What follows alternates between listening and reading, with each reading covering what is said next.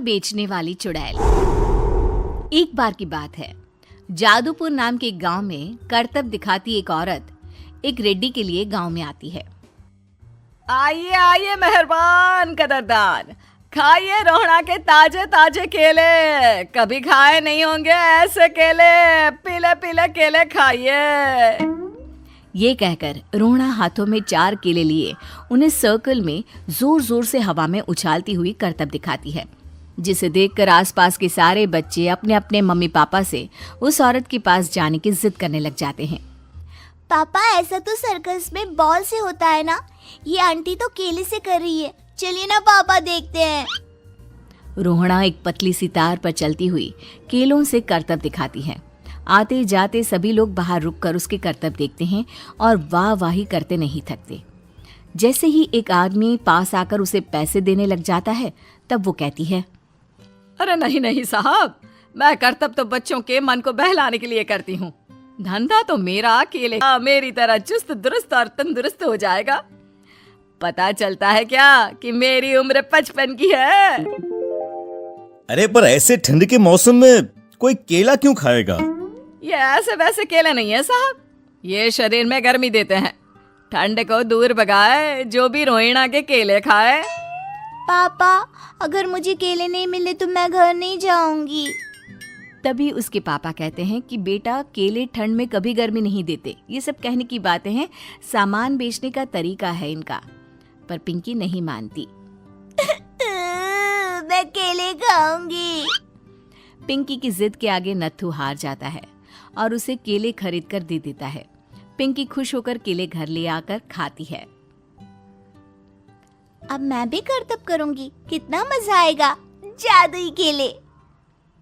पिंकी पहला केला खत्म भी नहीं करती कि वो बेहोश हो जाती है। दूसरे केले से एक काला धुआं आता है और रोहड़ा चुड़ैल बनकर बाहर निकल आती है। मेरे भूतिया केले बच्चे न खाए, ऐसा हो ही नहीं सकता। जादूपुर वालों, कब तक बचोगे? आ गई हूं मैं रोहड़ा, जिसका कोई नहीं कर सकता सामना। रोहड़ा पिंकी को गोद में उठाकर काले धुएं में कहीं गायब हो जाती है। शाम के वक्त नत्थू घर लौटता है और पिंकी को घर में ना पाकर उसकी माँ से कहता है, माँ पिंकी कहाँ है? अरे बेटा, उसे तो तू सुबह करतब दिखाने ले गया था ना, फिर कहाँ वापस आए तुम दोनों? मुझे लगा तू उसे अपने साथ मंडी ले गया होगा। हे भगवान, मेरी बच्ची कहाँ गई? मैं उसे घर ही तो छोड़कर गया था माँ। नत्थू गांव के घर कोने में अपनी बेटी को ढूंढता है, पर उसे वो कहीं नहीं मिलती। परेशान होकर आखिर रो रो कर नत्थू हिम्मत हार कर घर लौट आता है। अगली सुबह रोहड़ा फिर से करतब दिखाने आती है और इस बार पिंकी की तरह रोनी केले खरीद लेता है। 50 रुपए दिए थे पापा ने, सारे पैसों की मैंने केले खरीद लिए हैं। नहीं करता कि चुड़ैल उसके सामने आ जाती है। मेरे साथ चलने का समय आ गया है रोनी। ये तो बस शुरुआत है।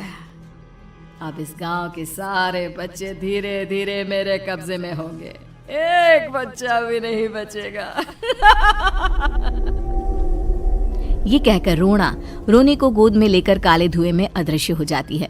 इसके बाद हर रोज गांव में से कोई ना कोई बच्चा गायब होता, पर ऐसा क्यों हो रहा है किसी को भी समझ में नहीं आ पा रहा था। रोज की तरह अपनी बेटी पिंकी की तलाश में नत्थू गांव के एक तालाब के पास बैठा रो रहा था। कहाँ गई मेरी पिंकी? शकुंतला के जाने के बाद एक वही तो मेरा सहारा थी। अरे उसकी आत्मा कोस रही होगी मुझे कि मैं अपनी बच्ची को संभाल भी नहीं पाया। नत्थू ये कहता हुआ रो ही रहा था कि तभी तालाब में से उसे शकुंतला की आवाज सुनाई देती है। कहाँ थी तुम शकुंतला? हमारी बच्ची और सारे गायब हुए बच्चे रोहड़ा के कब्जे में हैं। वो बच्चों को जो केले देती है उससे बच्चे बेहोश हो जाते हैं और उसके कब्जे में आ जाते हैं और वो उन्हें ले जाकर काली दुनिया में ले जाती है। पर वो ऐसा क्यों कर रही है?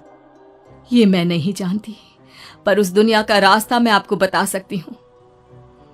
जहाँ ये नदी खत्म होती है वहाँ एक केले का पेड़ है, उसके नीचे एक दरवाजा है, वहीं से रास्ता जाता है उस दुनिया का। ये कहकर शकुंतला की आत्मा गायब हो जाती है। गांव के सभी लोग झुंड बनाकर उसी रास्ते से काली दुनिया में चले जाते हैं और वहां देखते हैं कि सारे बच्चे वहां काम कर रहे थे। पापा मुझे ले चलो यहाँ से। पापा पापा। सभी बच्चे अपने मम्मी पापा से लिपट जाते हैं। तो तुम लोग यहाँ तक आ गए? क्यों हमारे बच्चों को पकड़ लिया तूने? तुझे शिकार ही बनाना है तो ले, हम सब आ गए हैं, हमें खा ले। नहीं, मुझे बच्चे चाहिए। मेरे बच्चे के बदले तुम लोगों के बच्चे। क्या मतलब? मैं इसी गांव में रहने वाली एक औरत थी। केले की चोरी के इल्जाम में मेरे बेटे को गांव वालों ने इतना मारा कि वो मर गया। उसी दिन मैंने ठान लिया कि गांव वालों का भी वही हाल करूंगी। कुछ दिन बाद बेटे के चले जाने के दुख में मैं भी मर गई और मेरी भटकती आत्मा एक चुड़ैल बन गई। और फिर मैंने बदला लिया तुम सबके बच्चे छीनकर। बर्दाश्त नहीं कर पाए ना,